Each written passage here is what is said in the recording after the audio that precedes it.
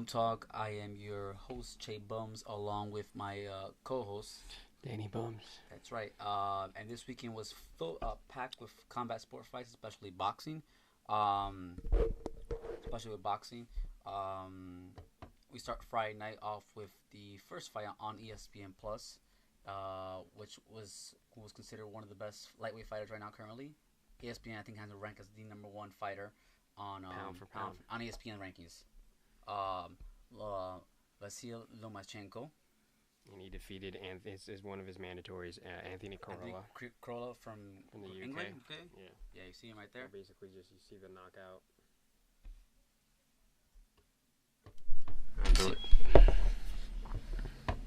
So, yeah, so we saw that. I didn't know who Anthony Crolla was. Like you mentioned, he was a mandatory. And what I told Danny Bums Friday night for watching the fight, to me, Anthony Crolla was a moving punching bag. Yeah. As I expected, the fight would go. Okay. Since he was a mandatory, not just that he's fighting a guy who has lost before. A couple times. I think it's about four fight losses. I think I saw. And also, I guess because Loma really didn't have anyone else to fight for now. So a couple of issues I have. Maybe my biased opinions, but I don't like how ESPN has, especially Max Kellerman has Crawford and Lomachenko as number 1 and 2 pound for pound when they are both on ESPN. Well, to me, I think number 1 pound for pound is Canelo, only because he's a 3-weight world champion, and he's beaten he's beaten a lot of, just look at his resume. To me, I don't know. No, so you bring up a good point. And on top of that, Lomachenko technically, yeah, he's 3-weight division champion, and under 13 fights, whatever. Yeah, it's crazy, but he has 1 loss. Yeah. And then again, yeah, maybe Canelo also has a 1 loss, but I don't know. I think, if I'm not mistaken, I know you're referring to back as the pound for pound rankings, but I think they said ESPN rankings. So obviously, like I said, it's rankings. They're gonna put their top 2 guys, in their respective category ranking. I'm sure when Tyson Fury's fight, they'll also include him as pound for pound best heavyweight. And yeah, I mean, we know Terrence Crawford. He was undisputed at 140, and he's currently a champion at 147. Mm-hmm. And I think he also has another. He won one at 135. I think, I don't know. All right. So maybe, yeah, I don't know. Yeah, well, they're ESPN's, I guess, poster boys, you can say. Easily, yeah. I mean, the most. And their first pay-per-view outside of the UFC is this Saturday. Yeah, UFC. It's gonna be more expensive than the UFC fight. 80. Somewhere around there. Yeah, probably boxing. That's the thing about UFC. I mean, like, the biggest fighter can fight. Freaking Habib and McGregor can fight, and that was still like $65. Yeah. Max. Well, 60 now ESPN Plus. It's just that's the way it works. So I think what they want, because the thing is, Mikey Garcia has a belt at 135. He has a WBC. Okay. And I forgot who has the other one. I think it might be. Let me look it up. All right. But the fight that they've been trying to make for years is Mikey Garcia versus Lomachenko. Yes. I have heard that. So a couple of things I mentioned as Danny Bums looks up some information. Like I said, Anthony Crolla to me like a moving punching bag. He barely countered. I mean, he had a hit or 2 here and there, but he was just a moving punching bag, just moved around. And it was a little controversial, right? Because I think at the end of the 3rd or 4th round, Loma thought he won, but the referee kind of like stopped the fight, and he thought he stopped the fight, but he was still conscious, and then Loma thought he won. I think at the end of the 3rd or 4th round.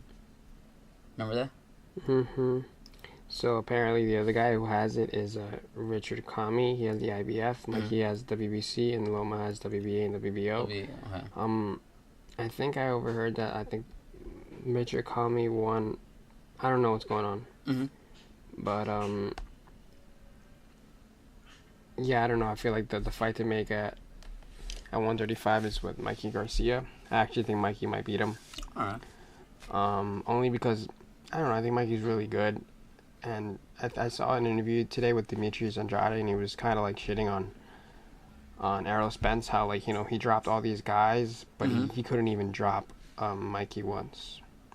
So I don't know. I got Mikey's a really tough guy. I feel like I feel like Mikey and Lomachenko is a fight to make, but apparently he's gonna stay at 140, Mikey, because he's won a world title there. He actually beat Sergey Lipinets at 140. So let me ask you a question, and obviously we're not fighters, so we don't know. But does it validate more that you knock someone out as opposed to going a distance? Is that what boxers look at? Yeah, because you put him away. Okay, all So right. you don't fair gotta enough. go to the judges, you know. Okay. So fair enough. All right, that makes sense.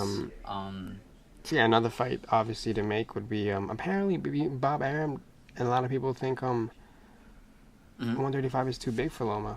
I feel like his natural weight is 130, and Bob apparently, I'm quoting Bob, but he said he will not let Loma, the way he makes it sound like I will not let him go to 140. Like, let me tell you, I'm no boxer. I don't punch, but these punches that he was giving at 135, they look like they're power punches. Like the way he was just punching away. Like I'm telling you, he was punching a punchy bag. Like you saw his power every time he landed, he ducked and everything. For being 135, he has a lot of power. This guy is our weight class, basically, more or less. Yeah, and then what does that even say about freaking Gervonta at 130? He's freaking insane. But yeah, so I mean that's another fight. Obviously, unfortunately, Mikey has had a really terrible past with Top Rank. I think he actually had like a year and a half off. Okay. Of his career because of promotion issues with them. And now he's with Al Heyman, and so is Gervonta. So obviously those fights will be hard to make. Especially another fight that should be made between those two promotions are obviously Crawford and Spence. Of course. Well, we don't even know if we'll see any of these 3 fights within the next. Within 2019, I don't think so. So back to the light rankings. So obviously Mikey Garcia, he's on PBC Showtime, and the other guy, you know what he's on. The other champion? Richard Comey? I don't know. Let's see who he last one fought. But yeah, like I said, Loma, again, he took care of business. I mean, yeah. I saw his last 3 fights when he fought Linares. Then his other mandatory, he takes care of business. I mean, that's all you can say. He doesn't. I've never seen him gone on distance. A fight always ends, you know. Well, Linares went Pedraza. Pedraza, there you go. Yeah. Pedraza, that one. It's crazy how Gervonta finished Pedraza. Yeah, I remember that. And then with because he clapped Pedraza, back. Loma went the distance. Yeah, I mean, he dominated him, but you know. Yeah. Granted, Pedraza's fighting at 5 pounds bigger than when he fought Gervonta, but whatever. Yeah, so things change. But yeah, I mean, Lomachenko, like I said, like Danny Bum said, like ESPN has him as one of the best pound for pound boxers. I mean, he's for small weight classes. You know, sometimes they don't get recognition. You know, but this new wave ever of boxing, these weight classes are just pop. Like I said, they're popular. You know, Tank Davises, the Lomachenko. Yeah, they're getting a lot of names. Kevin Farmers. What's the kind of guy? Ryan Garcia. Yeah, he's at 135. 135. So it's a bunch of, because a couple of years ago this wouldn't happen. Yeah, it was always the welterweights, the super middleweight, and same thing in MMA, but more specific UFC. It used to be big. The middleweights, the welterweight, they're still big, but you know the lighter classes got popular. You know, like with the Aldos and Conor and Anthony Pettis. So it's kind of the same trickling effect to say more or less. These lighter classes are selling, and they've been and you know, I mean, for the most part it's Lomachenko's just dominating. What would you like to see Lomachenko fight next? Danny Bums. Who would I like to see him fight? Okay, so twofold question. If in a perfect world, who would you want to see him fight, and then B, who you think his next fight is, like realistically? I want to see him fight Mikey next. Okay, so who do I think his next fight is? It's probably realistically, yeah. Probably like Richard Comey. Okay, I mean he had another belt for that. Yeah. So all right, I mean that's fair enough. Or I think I ever heard something about like a Luke Campbell. I think he's gonna become a champion at something. I don't know. Okay. All right. Like a Luke Campbell. So it's either Luke Campbell or Richard Comey. Okay. All right. I mean the other small thing that surprised me is that I was surprised that this fight was at Staples Center because the past few fights Lomachenko has fought. I mean I guess his home has been the theater for the past couple MSG / the theater. Yeah, that was weird. So I was weird. Like I was under the assumption he's fighting in New York City, and then it was in Staples Center. He was covered in gold and purple trim like the LA Lakers. But yeah, I mean, so much you can say about Loma, but I mean at 135, this guy, I don't know, his power is crazy. I think he can go up. eventually. His power is crazy for Yeah, 135. but again, I think I noticed it when Mm-hmm. when he went up to 135. His first fight at 135 was freaking Jorge Linares, which is crazy. And I noticed that like He's a Venezuelan or the Puerto Rican? Yeah, Venezuelan. I noticed that he actually got dropped in that fight. They show that highlight. Yeah, they show that highlight on Friday. I remember they show when he dropped. So like when I saw, he finished him. When I saw that, and then the fight after that was the Pedraza fight, and then I saw that one. I'm like, he doesn't look that. He's not like, I feel like this is maybe not his weight class. I don't know. And then could be, good point. And then obviously I feel like he felt kind of like a nobody in this last fight. But like I don't know. I feel like I kind of see maybe 135 might be that. I think that's his max. I don't think he should go to 140. Who's that 140 besides Mike Garcia? At least big names on top of your head, if you can think of them, not just Cause I can't think of. Yeah, me neither. I usually know welterweight, lightweight, or super. Or sorry. I mean, it's alright. I mean, yeah, I don't because I don't know any big names at 140 currently. Because after that's welterweight, correct? After 140. Mm-hmm. Okay, yeah. So off the top of my head, I can't think of anyone at 140, or at least champions. Oh, Maurice Hooker, and he fights for. Remember him? He fights for. He's an okay name. He's no one. He fights for Eddie. He's not one that's that big. Yeah, but Anthony Crolla. I mean, We'll see. We'll see what happens with that. If you notice that, like, when it comes to... What's up? I feel like Eddie... Like, with the exception of, in the USA, with the exception of Anthony Joshua, like, when he's promoting USA fights, well, if I look, when it comes to, like, Top Rank, he'll be, like... He's clearly not the A side.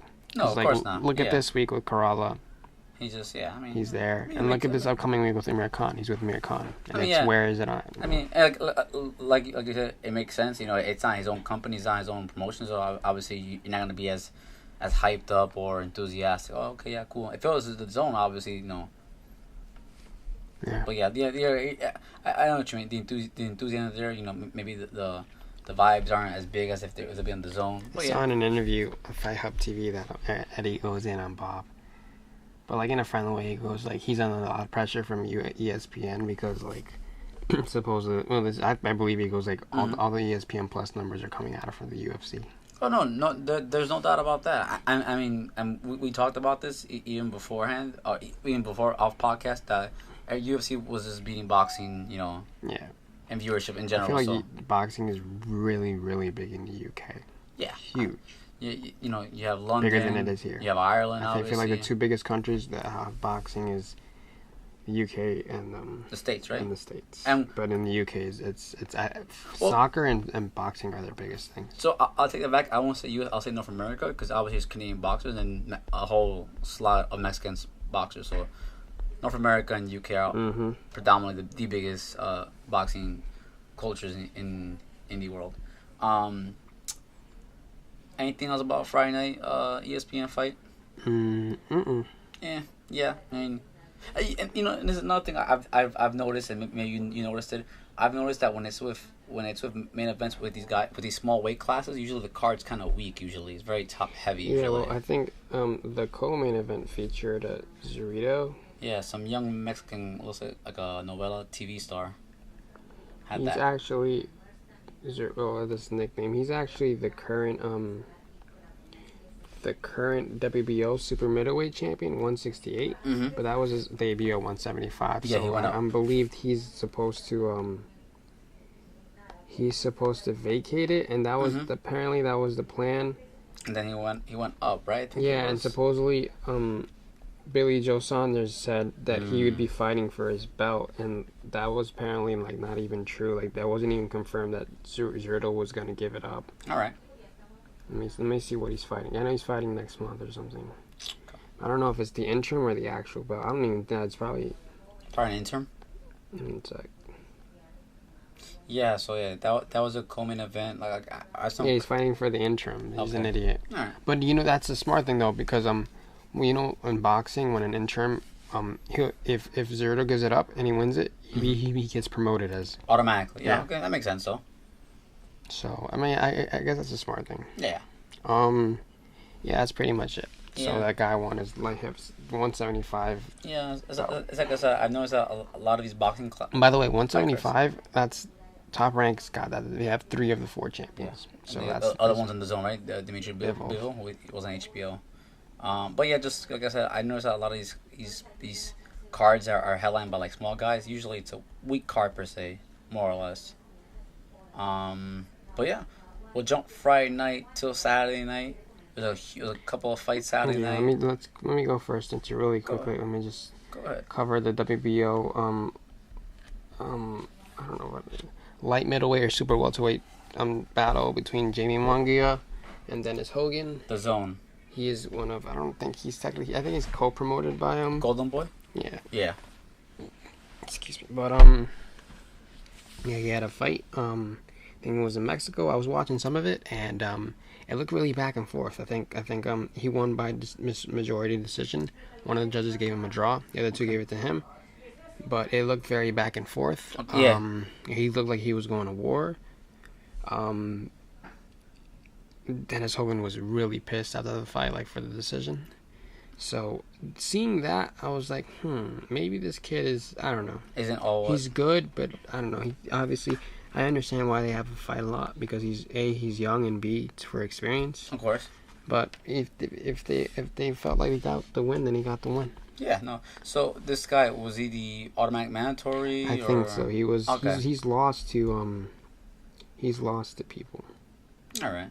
To like certain people. And he's probably, but behind Canelo, he's probably the second biggest guy on Golden Boy boxing promotions. If you want to call that. Or I think Ryan Garcia. Okay, all right. I would have thought Jaime Munguia was the next in line. Jaime Munguia.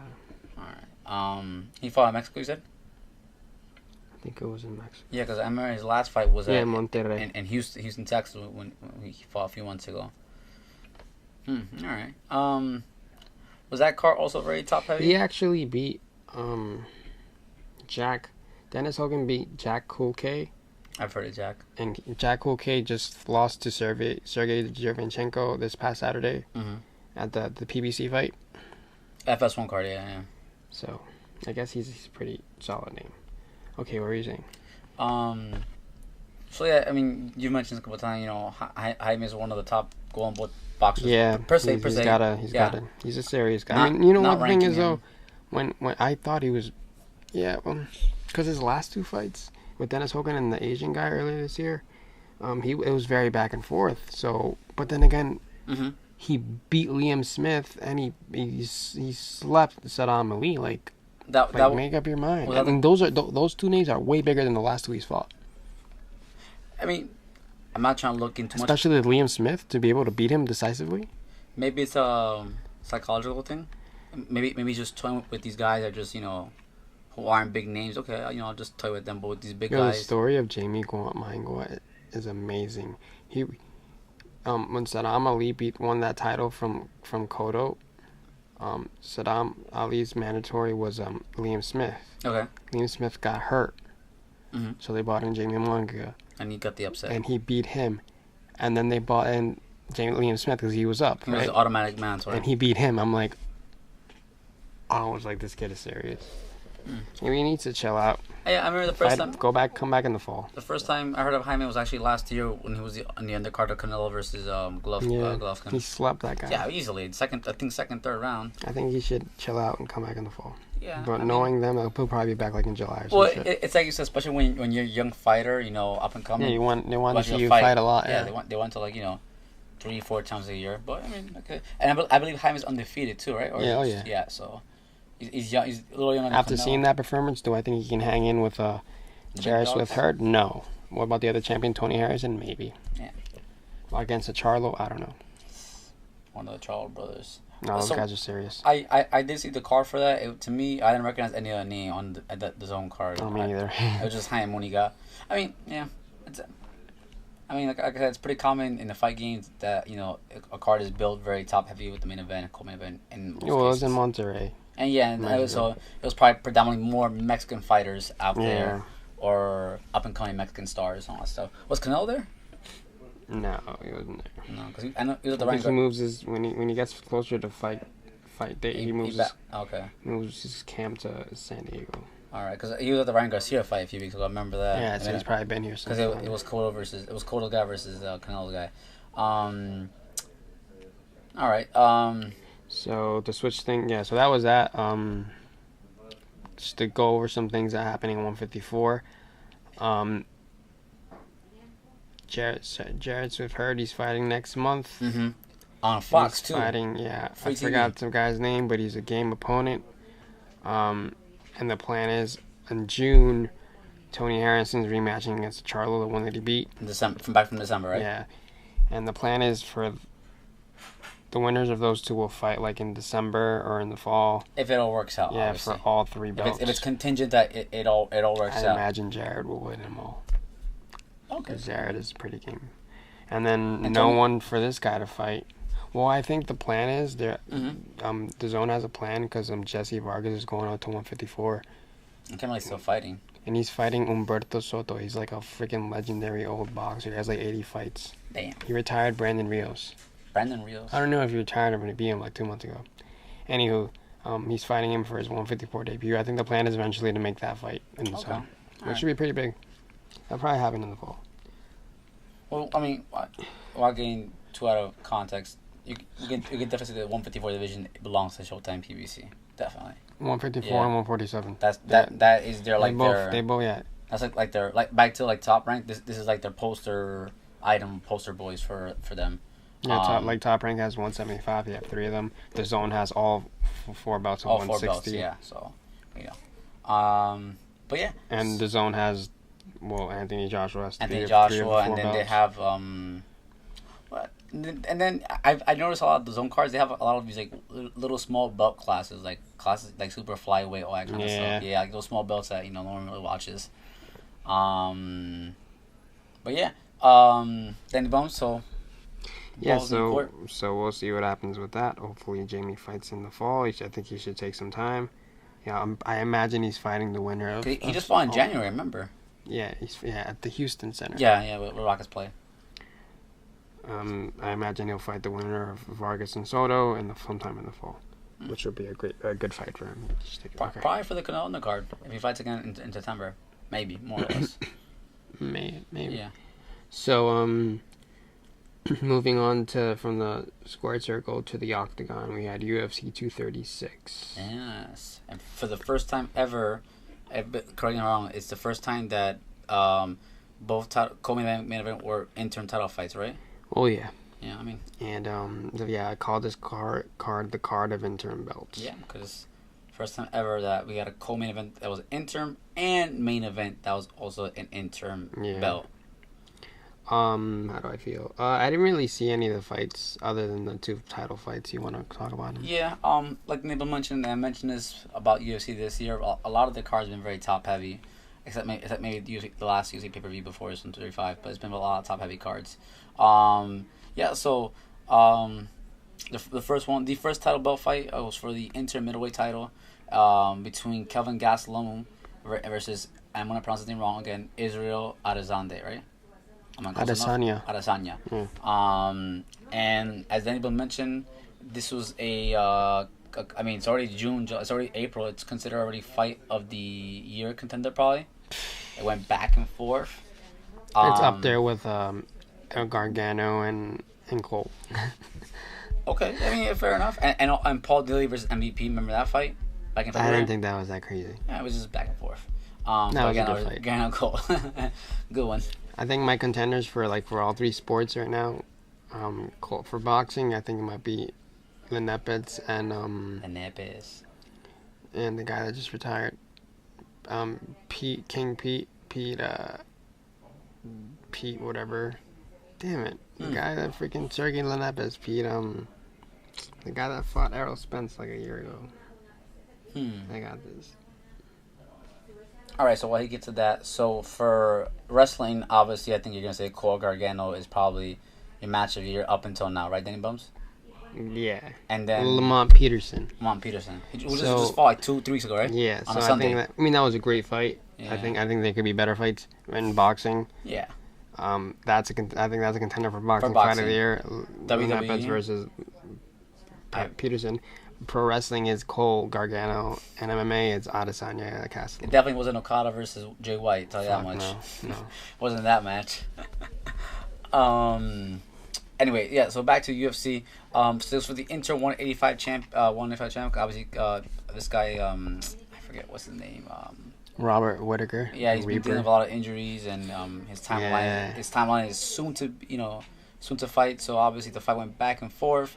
I first heard of him 2 years ago in April when he slept Jacare. April 2017, because that was also the night that Mighty Mouse made history. Yeah. So that was a big card in general. Mm-hmm. But yeah, the first time I heard of Robert Whittaker was, oh, okay, he's a real deal. But anyway, yeah. I had Kevin Gastelum. I remember Danny Bones asking me to speak with you guys. I said Kevin Gastelum. Same. I was going for Izzy, but I felt like Gastelum was more experienced. But at the same time, this Adesanya is like 2 years older than him. So, but he has more like UFC MMA years. Yeah. So I was thinking about that because we talked about this. Like, Israel's always like 30, 31, right? But he had so much fights in kickboxing. 29, yeah. He was like world champion or whatever. So I think that experience of I don't know. He's at the competition, yeah. Yeah, the competition, being in that spotlight as opposed to Kevin Gastelum. Not knocking him at all. Kevin Gastelum, he's headlining, fight nights before, but I think that also took over gave him the edge, the experience. He's been in those big pictures before, and I think that plays an experience all the time in any kind of sport, any kind of title fight. The experience, main eventing, the A side, whatever you want to call it, he has it. He has a swagger. He has it. He's built for it. This is Dana's guy too. Dana found him too, so makes it all the merrier for him. Yeah. First time we heard of Israel, remember when it was? I want to see if you recall. Last February, when he did something and then he fought that guy in the summer. That fight night, remember against that Italian guy? Yeah. So but yeah, you're right. It was the Rocco Romero card. That's where he was first spotted on, and I remember him like, he's probably just a local guy from Australia. That's what I thought. Yeah. But he turned out to be more than that.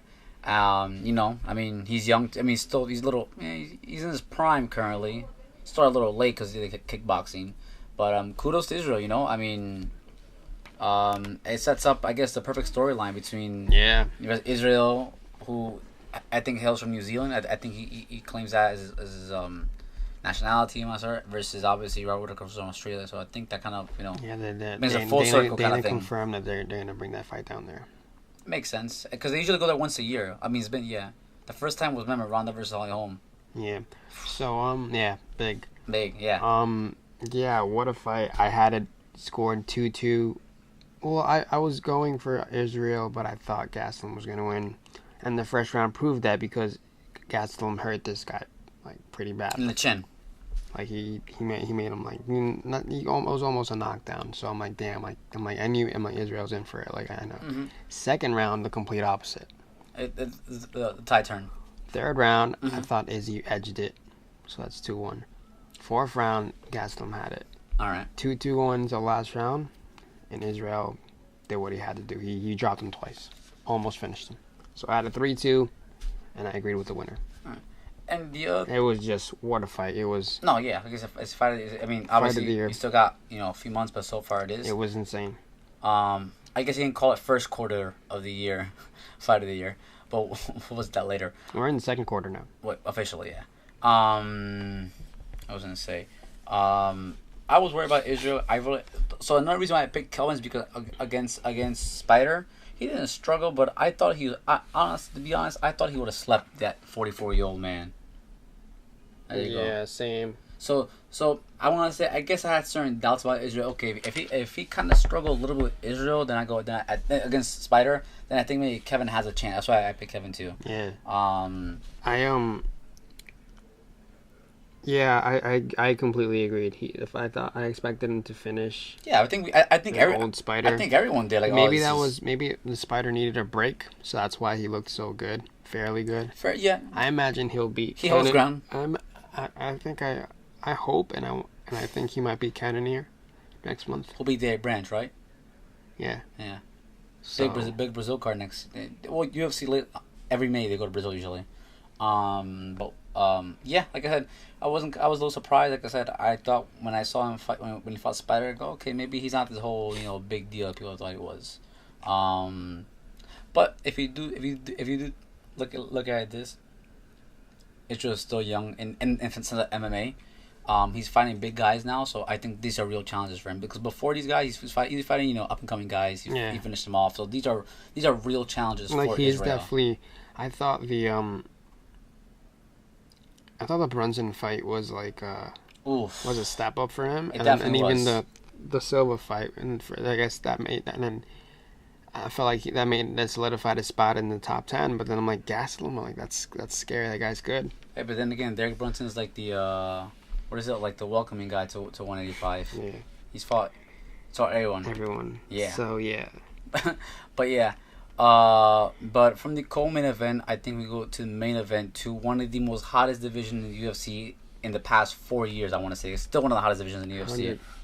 Poirier, Holloway versus Poirier 2. The second time, 2.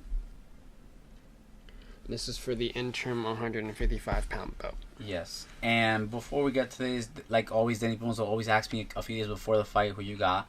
And I told him from the beginning, I'm going with the Diamond, and I believe you said Max. I believe you said... I think, I don't know. Yeah, I think I was going for Max. I think you were even, but you were rooting for Max a little bit. Yeah. I wasn't surprised. I was worried for Diamond, but listen, I've said it. Someone who's a true veteran of the game, who's been there. He's been there since UFC 125. Yeah. Dustin Poirier. He's been there for a long time. This is well deserved. I was surprised. I thought, man, you know what? I think Max has a chance to probably beat this guy. And you mentioned that he cut him open, I think, in the first round, but doesn't he opens up pretty easily. Yeah, it was a fight, man. I felt the same way as Dana, like going into that fight. Like I was so exhausted mentally from the previous fight. I didn't know how to score this one, but I do believe this guy edged it. And I thought Poirier did win. I was content with the decision. I mean, he's a real deal. I mean, the biggest thing about his career was losing to Conor 145 because he went up after that. And the first ever UFC pay-per-view that I knew about like was UFC 178, because that was supposed to be Cormier versus Jones, but then obviously they had that little scuffle, and then that became Conor versus Poirier, and then that was also Cerrone versus Eddie Alvarez. So that's the first UFC pay-per-view I knew about because of the whole media scrum. But congrats to Dustin Poirier. I mean, long time working. He was supposed to have an ADS fight back in November, but then I think Dustin got hurt. Was that the reason why he didn't take that fight again? And he got hurt or something, like during sparring or something. Oh, with Nate? Yeah, I think he broke his hand or something. I'm not sure. It was a sparring situation, I think. But yeah, I mean, Dustin did what he had to do. You know, he put on a show. He was close to home, Louisiana, Atlanta. They're pretty close to each other. But I mean, to me, Dustin's a good guy. He's a good champion. He's one of those like I guess in wrestling terms, he's like the baby face kind of fighter. Like he's not really like a trash talker. Not really like kind of heel guy. But yeah, Dustin Poirier, you know, kudos to him. It's a long career. I mean, a long career for it to be inter champion. So, any thoughts about the fight? Beside. No, I thought it was a good fight. I agree with Dana a lot. His post fight press conference thing, where he said that Max did look a little small for 155, so he should definitely be his way back up to 145. Yeah, and because I mean, this guy maybe this guy's a bigger lightweight, but he just looks so much bigger. Yeah, Dustin's a bigger lightweight. Dustin's boxing is crazy. Well, he's a striker. Good. Well, I don't know if you recall, before he got into MMA, he was a boxer. He was trained to become a boxer. I believe that. He was trained to become a boxer. But yeah, he's a striker. That's his game. He's a striker at first. But yeah, I mean, kudos to him. And like I said, I guess the plan is, unless things change or something happens, Khabib hopefully September. It's the plan, in September Abu Dhabi, correct? Abu Dhabi, yeah. They're copying WWE, because WWE went to Abu Dhabi first a couple years ago. I'm just letting you know. UFC went there a couple of years ago. Years ago, before the whole, yeah, you're right, yeah. So for Khabib, yeah, that'll be in September. That's the plan, and But then you said Conor tweet, right? He clapped back. He goes like, "You're gonna be fighting Nate next." So I guess Conor wants Khabib. So okay, so let me ask you: if you're Dustin Poirier, right? Interim champion, you've won like the last 7 out of 8 fights. Would you want to fight the champion Khabib, or would you want probably the bigger name Nate Diaz? The champion. Fuck that. Not just that. Khabib is probably bigger than Nate now. Yeah, fair enough. Yeah, if it was last year, maybe it was the opposite. Yeah, Nate Diaz. Yeah, okay, fair enough. I think once a beat Conor, definitely, he's definitely bigger than Nate Diaz. Which will make it interesting if we ever see Khabib versus Nate Diaz. You think so? Because remember. Yeah, that'd be a good one. I thought, watching this fight, I'm like, the Nate Diaz Poirier fight would have been so good because that would have been all freaking striking. Both tall guys, by the way, strikers, and obviously Nate Diaz, obviously his jiu-jitsu is out of this world, but that fight, I mean, I do hope it happens eventually, man. I really do. In the perfect world, obviously, but that's why it's called matchmaking. Anything else? Any bums about UFC 236? Yeah, the payout's freaking terrible. These guys get paid nothing. Peanuts, right? It's disgusting, man. Peanuts. You believe Israel Adesanya got paid 150? 350, and Castellum got paid 150. So they both. Wow. There is no money in this sport unless you're Conor McGregor, Khabib and Nurmagomedov, I wonder how or Ronda Rousey. I wonder how pay-per-view buys work now. Do we still get some kind of share of it now? Because I imagine that's so private now. I imagine that's how they make it up to them with these shitty ass. And plus, but even Reebok endorsements, even that, which is not, it's like a stipend to say at least. Yeah, you're right. But even that, like in boxing, you still get paid a lot more, and you're still even that's before pay-per-view and before your purse money, No, like you get paid out. Your purse money is a lot more, and that's even before your endorsements and pay-per-view money. Yeah, so it's disgusting, man. Like I'm sure there's guys in Bellator that make much more than UFC because they have all their promoters out there, the endorsements out there with them when they fight. But yeah, I mean, like I said, a lot of these cards, this far in UFC that have been very, very top heavy. There's been a few cards that have been stacked. Yeah. So I mean, it's just the way that it is. Anything else? I think we did forget one fight, the Claressa Shields fight. I don't even want to talk about that. Yeah, that was the last thing I was going to cover. Showtime. We finished with the women's. One of the biggest fights in women boxing history. We had two undefeated GOATs. The Phenom Claressa Shields versus Christina Hammer. Hammer came into this fight 24-0. Mm-hmm. She was the WBO middleweight champion, and Claressa Shields had 3 of the belts at middleweight, so it was for unification undisputed. All 4 belts. All 4 belts, and also the ring belt as well. Yeah, but yeah. And what's crazy is that this fight was to decide who was the best, probably not just of all time, but definitely of this generation. Mm-hmm.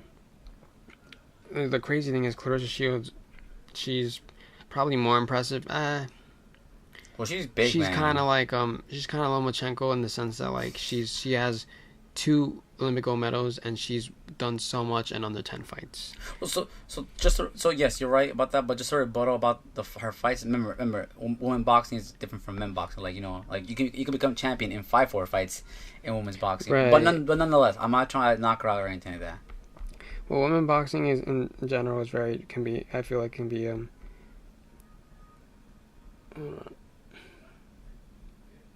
can be demoralizing because their fights are 2-minute rounds. Yes, and they're and they're 10, and the championship fights are 10 rounds. Right. I'm like, what? You think they can't do the whole thing? I don't understand. Because I mean, look at women's MMA, right? Exactly. Women's MMA, same rules, right?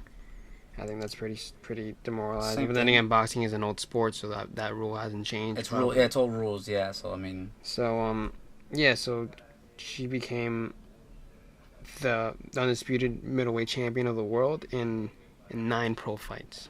She's a 2-time division. She's 2 Olympic world champion at Olympic gold medalist at 2012 games and 2016 games. So in a little over 3 years, little on 3 years, she's 9 fights, champion, unified division. And she beat Christina Hammer, who's probably the biggest middleweight before her. She was 24-0, now she has a loss. She had 3 times the number of fights than Claressa had, professional fights coming in. Let me ask you, it's probably a dumb question. By middleweight, you mean 160. Okay. All right, I want to make sure, yeah. Yeah, freaking insane. I saw the going into this fight. I wanted Claressa to win, but I was unsure about only because her Christina's experience kind of scared me because again, like I said, she has 3 times the number of professional 30 fights almost. Yeah, she had 24 fights to her 8. So I thought like her experience would probably get her the win, and also maybe Claressa's emotions would probably get to her, so she wouldn't win. But it was just she was the first round. I think a lot of people gave it to Christina. I think I might have given her to as well. But like Claressa looked so composed. She just dominated her. It was after that. It was beautiful. It's safe to say she is the greatest woman of all time of boxing. It was incredible. And how about her friend Katie Taylor? I mean, she's what's the weight class? 135. I'm not comparing. No, that's not gonna happen. But she's 1 belt away from becoming undisputed, and that's another one who won a gold medal in 2016. And Heather Hardy's another big boxing woman name. Yeah, she has an MMA fight coming up, right? Yeah, the New York card, MSG with Bellator. So it's crazy because she has to work with Well, she works with Lou DiBella. Like Lou DiBella goes to the Bellator. Yeah, because because he promotes her. So yeah, that's cool. So, I mean, it's cool. I mean, plus they're both on the Zone. I mean, Bellator's on Paramount Network and the Zone. So right. Yeah, it works out for her, I guess. Any last thoughts? Any last rounds you want to go with, Danny Bumps? Yeah. And I think I like who she called out. She called out. Forgot what her name was, but she was the girl she called out was undisputed champion at 147. So she said, "Let's meet at 154." Okay. And then let's have a fight there. Okay. I'm like, you're going for great things. Should she win that for a 10th fight, retire because you've done everything. You've done everything in 3 years. Like you said, you're 2-time boxing the Olympic gold medalist. Yeah. Unified division in 9 fights in a little over less than 3 years. Congrats, Claressa Shields. Yeah. So I'm excited to see her. She goes. And it's awesome to see that in boxing. See an undisputed champion, and she's just a phenom. She is a friggin' phenom. Oh, I mean, this is all part of the women's revolution, not just in WWE, but obviously in boxing and MMA. Women are always breaking barriers in any combat sport. Obviously, WWE has been getting a lot of publicity with women revolution in general. But yeah, I mean, congrats to Claressa Shields. That card actually was local. It was in AC. I know that. Yeah, I think at the Hard Rock. Quick, PBC had a fight. Yeah. And you know what I noticed? They really prolonged the between the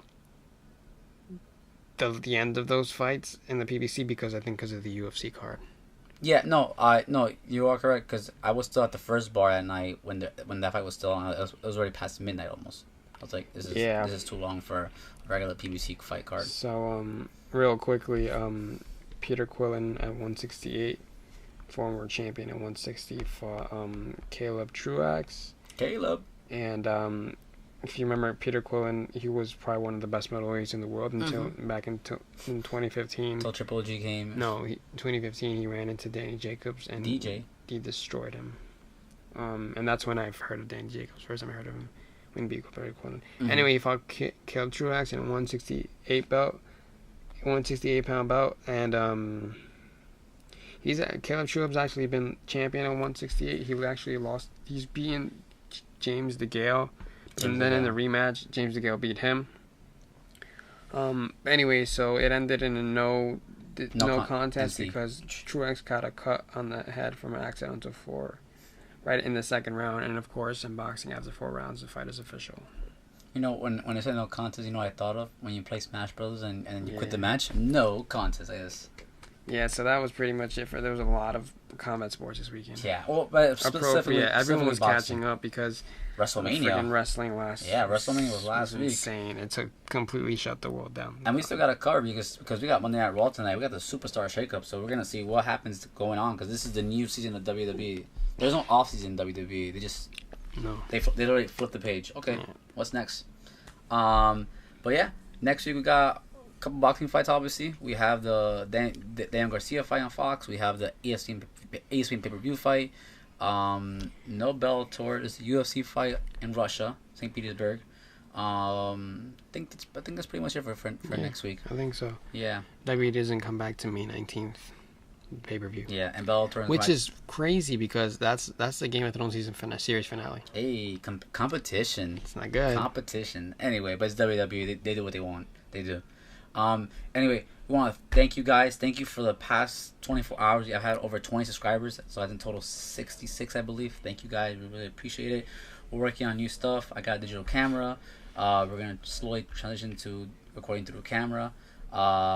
We appreciate all likes, shares, everything, whether you watch it, whether you put it on mute. Appreciate the love. This video will be uploaded later tonight. Thank you again. Please follow us on Twitter at @bumtalk_, right here, our social media guy. And any questions, any comments, you can leave them under this video, or you can email us at bumtalk1@gmail.com. We'll see you next week. Have a good week. Thanks again, guys. Take care. And enjoy wrestling. Yep. Bye.